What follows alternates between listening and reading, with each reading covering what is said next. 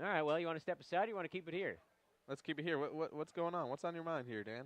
All right, I'll tell you a little bit about what's on my mind. You know, the last half inning we were talking about kind of being able to bounce back when something doesn't go your way. And you were saying that when you played, that was something that was a struggle, that it's a very Yep. real situation.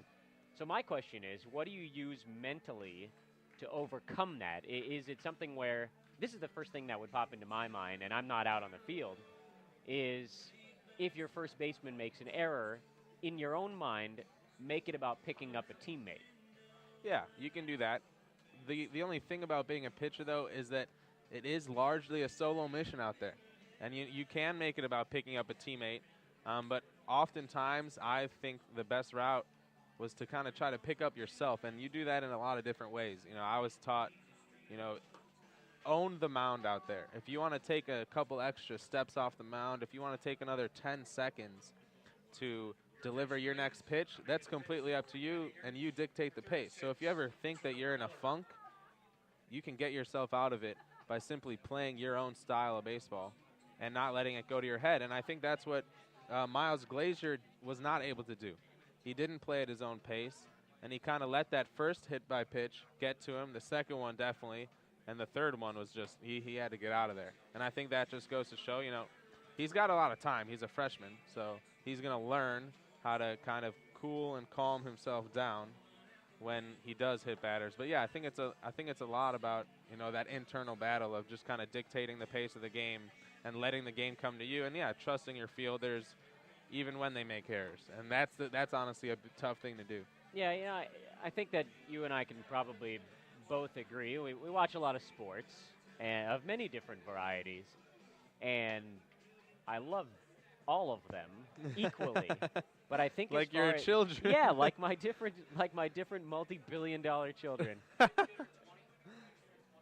we but there's something about baseball that just kind of screams mental fortitude, maybe more than some of the other ones, where a basketball player might be more athletic, Right. but a baseball player, they're tested every night because you're expected to fail. That's right. So it's about how many times can you not fail. Anyway, we got some changes coming at you here. The new pitcher for the Anteaters is the first right-hander we've seen in the ballgame, Mitch Miller. And we've got a pinch hitter for the Lions. That's Jamie Smart. In a key spot, Peter. Bases loaded, 2 out. Yeah, that's a big time at bat for Smart. First one, a ball outside, but called for a strike here. Smart so far this season. We had the game winner in San Jose. Playing the matchups, get the lefty in there against the right-hander now, Miller. Second pitch looked like in the same spot. This one called a ball. Just a hair lower. Mitch Miller, 5'11", 160, another freshman. He's out of Merced, Central Valley kid. Making the trek down to Orange County. This is a big pitch here on 1-1. Hitters count. 2-1. As each of these pitches have been a little bit low and a little bit outside. The first one was called a strike, the next 2 balls. Jamie Smart is 5 for 24 on the season, so he has started 6 games. He's coming in to hit here. He didn't start this game. This one a big swing and a big miss. So 2 balls, 2 strikes, 2 outs, bases loaded. A big opportunity for the Lions here to possibly tie it or take the lead. Third appearance of the year for Miller. No record, no ERA, 2 shutout innings of work. But he has allowed 4 base runners. Huge pitch. Oh! This one curved in there for a strike. Right on the outside corner. Smart didn't like the call as he went down with the backwards K looking. So the Was on the scoreboard. Easy, right? That's how you draw it up. A 0, just like the 0 in the hit column for the Lions. We'll see if they can change that as they come up here in the bottom of the 5th. We'll be right back here on the LMU Sports Network and the W.TV, powered by Campus Insiders.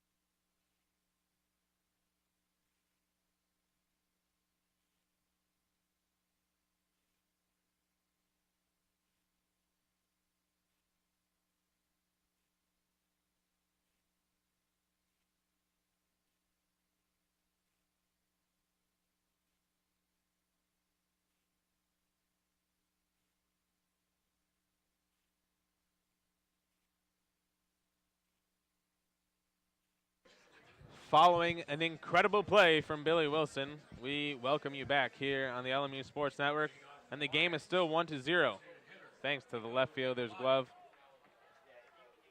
And next up, we're going to have Nico Decolati at the plate. Still on the mound for the Anteaters is Mitchell Miller, the right-handed freshman. He's going to continue to go to work here in the bottom of the fifth. I mean, that was spectacular. This place is still buzzing. Yeah, that's a big league play, like you said during the break. This one opposite field.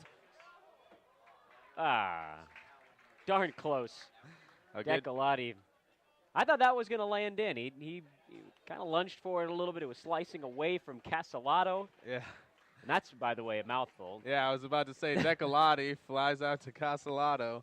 A couple of Italians over here. No shortage of syllables on that play.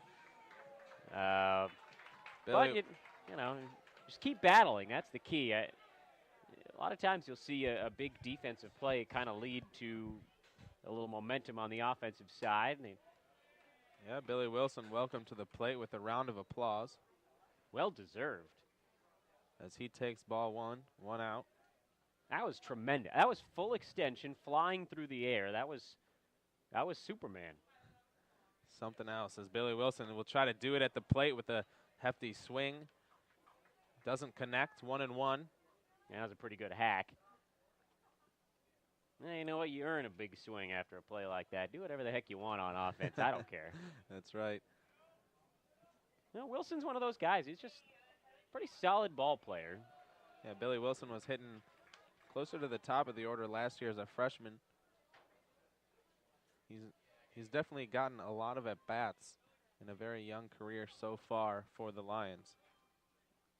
Good ball player.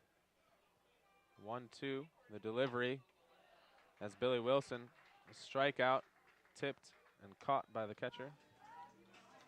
So that'll bring 2 outs. The cold weather night, they talk about how it impacts offense, and we're seeing it in this one too. It's more difficult to hit when it's cold out. It's easier to pitch. The ball breaks more in the thick, cool air. Curveballs are tougher to square up. It hurts when you don't hit it clean. You see lower scoring games, and any opportunity to get a run here and there, you're seeing how important that is right now. And yeah, I think the most important thing for the Lions right now is base runners. And they got 3 of them by getting hit by pitches last inning, but they weren't able to do anything with it. This one, a screaming line drive straight to center field there, Keston Hira. That's a rope. Yeah, there's nothing more you can do if you're Spencer Erdman. That thing was an absolute peak. TV, we'll be back.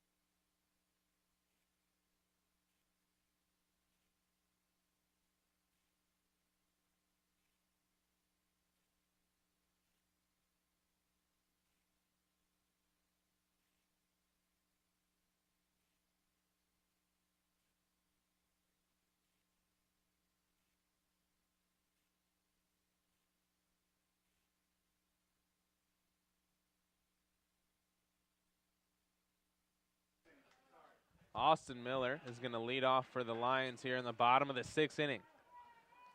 And we'll get the top of the lineup for the Lions here as they try to gain some back on these Anteaters. The trail is 2. It'll be Miller followed by Watkins as the first 2 pitches are delivered balls. So we'll see if Austin Miller can try to hit or walk his way to first base and get something going for the Lions here. Yeah, they could use it. A couple of defensive moves, by the way. We had Wyatt Castro come on and pinch hit in the top half of the inning. He's going to stay on and play right field, and Castellato's going to move over and play left. This one a tough play, but a good job from shortstop Parker Koss to track that one down. It was a high flyer, kind of in that left shallow field. What do you call that area over there? We can go with left shallow field.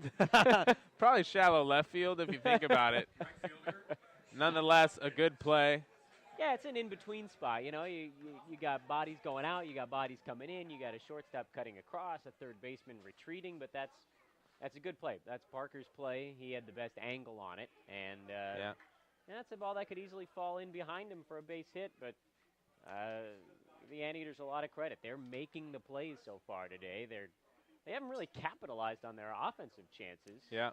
But they've done enough because, frankly, right now the Lions have done very little. Yeah, and that's a good play by Koss. Like you said, he is the manager of the infield as a shortstop, just as the center fielder is the manager of the outfield.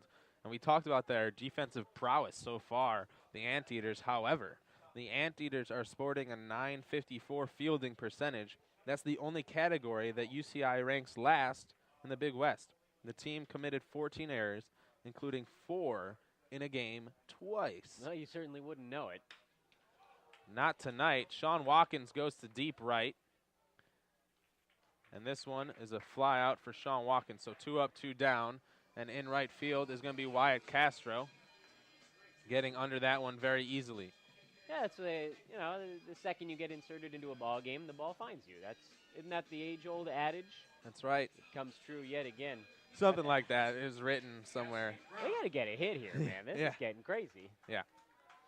We're getting a little too deep in the ball game for these sorts of shenanigans. Yeah, we'll see if Cassidy Brown can deliver it. And first pitch is a looking strike.